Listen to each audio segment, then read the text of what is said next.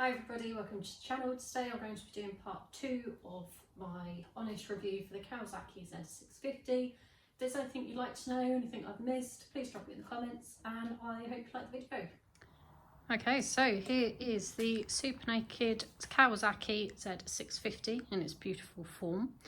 A couple of things that I don't like about this bike, so we'll get those out of the way. To be honest, I really struggled to find something that I disliked.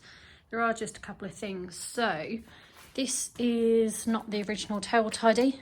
This has been fitted kindly by my fiance. I can drop a video in the comments if you're interested in how to fit a tail tidy. So this is actually the original one. I'll show you where it comes from. So attached around about here, the tail tidy come right out. So basically the manufacturers have to legally cover the whole tyre in order to let the bike out of the showroom. So it's pretty ugly, I've got to be honest, but that's fine. We've dealt with that. There are various different things that you can do. The second thing, so the throttle, just jump on. The throttle is very reactive. So by that I mean when you pull it, it's, you know, you can lurch forward. So you got to make sure that the ratio of the handling and the clutch is all in the right balance. So you've got to have the ratio right for both your clutch and your throttle. But to be honest, that's about it. The handling is very easy, it's very light. I am 5'4", so for this particular bike is fantastic for me. I ride sort of on the toe and base of my foot when I've got both feet down. So when I am at standstill, I do sort of have to lean the bike just to go flat-footed, but it's no problem picking it back up again. With the screen, the various buttons, I say various, you have to. So if you hold these down, it will then bring up your menu screen. So you got vehicle settings, shift lamp, which is on, engine speed. So when you are riding along, we'll just close this for a minute. There we go. When you're riding along, what you've set your engine speed to will then flash orange, basically with regards to your changing gears and things like that. I'm confident where I need to change it and I'm happy about where I change it. So when it gets to about here, it sort of flashes at me. It's like, okay, you know, gear's a bit too high there. So that's basically what that means. So going back into the menu, got your display screen. You can level up your brightness. There is a way to change the screen. So that's just how you do that there. We want it quite bright. So yeah, you can change the colour of your screen. I will need to find out how to do it. My fiance did show me, but I've completely forgotten how to do it. It can go white or black. Personally, I prefer the colour that it is at the moment. So you've got your date there. You've got your time, 24 hours. Come back out of there. You've got to click through. So you can change this white. Personally, I prefer it black. But when you're riding along, you've got your hazards here, got your lights here, indicators, then you've got your horn. So you've also got the kill switch. The DVLA don't like the kill switch apparently. So they call it an engine cutoff switch. If you are taking any lessons or anything and they ask you what that button is, don't call it a kill switch, apparently they don't like it. And then you've got your start.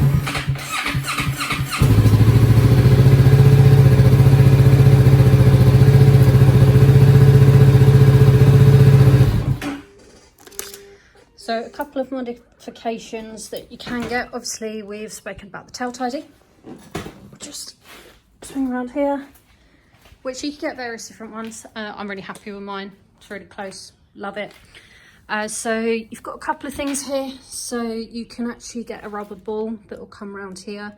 So if you drop your bike, I mean, sadly it does happen eventually. So if you drop your bike, that will basically come out and catch the floor before your bike does, hopefully, to prevent much damage. If it's a high speed one, I don't think it's going to be able to do too much, unfortunately. So you've got your passenger footrest there, and you just click it up and down.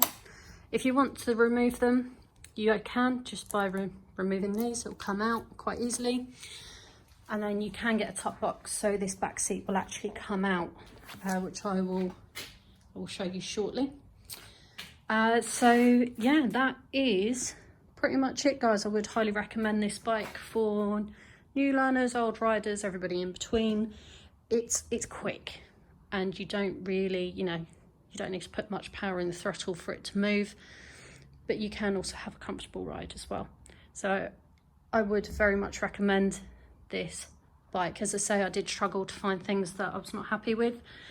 The throttle and the tail tidy really is minuscule, but I absolutely love this bike. If there's anything you'd like me to go over or anything, do let me know, and I will show you how to remove the seat.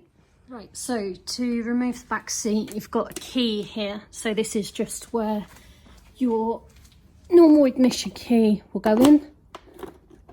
Just turn it.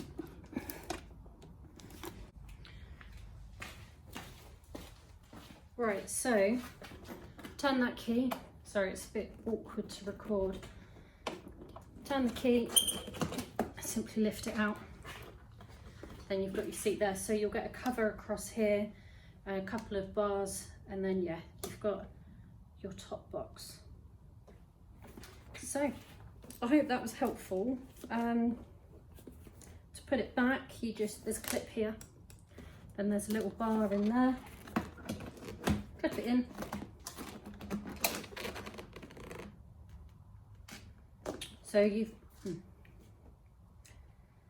So to get the seat back in place, there's a clip here, and then you've got this little red bar, so just slot it in. Once that's slotted in, you can then clip that into place. Hear the click, and then pull your key out.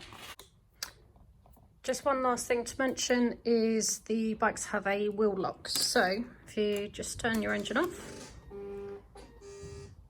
turn your handlebars all the way left, it can't go any further, push your key down, turn it left, pull it out. So your handlebars won't move. It'll make it harder for somebody to wheel the bike away, but I would recommend getting brake disc locks. They're absolutely fantastic. We've used them a few times, and we can never go too far wrong, to be honest.